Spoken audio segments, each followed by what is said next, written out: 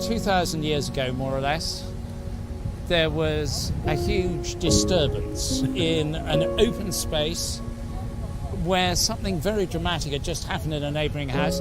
We're in Trafalgar Square, it doesn't matter quite where you are, but we call it Pentecost. What did Pentecost mean for them? What does it mean for you and for us now? Pentecost meant for them, it had meant the feast of the giving of the law, God's law coming to enable the people to be God's people. And they were waiting, many Jews were waiting for God to do something new. They were living on hope. And what we find with the early church is that they still have a hope, but the hope is really suffused now with joy because something has happened, as a result of which the whole world is a different place and they're part of it. And that's a wonderful thing. It calls for great celebration. Like there is going on all around us. Absolutely. Which is, I think, it's such an extraordinary place, this. Yep. And I think the same would be true in Jerusalem. You know, people don't stop just because there's a celebration. Everyone sort of joins in, does their own thing. So the crowd gathers, but people are still going past and making a noise. Absolutely. But I think the key thing is that something is here launched in which we are caught up. It isn't that we're spectators. We're all invited now to be participants in the new thing that God is doing.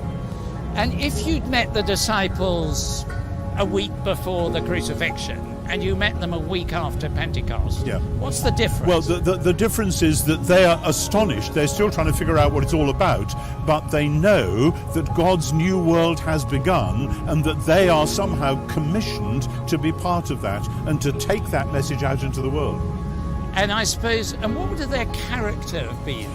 Well, clearly, as we see in the book of Acts, their character has both changed and remained the same. I mean, Peter is still a blustering, blundering chap, but he's now got this new energy and which enables him to see the new things that God is doing. And I think that's having your eyes open to see that God can and does do new things and that you can be part of that is part of what it's all about. That's wonderful. I mean, one's always struck by the joy of the disciples. Absolutely. It's the replacement of hope with joy. Not that you lose hope, but that we're not just waiting. Something has happened, and that's the cause of joy.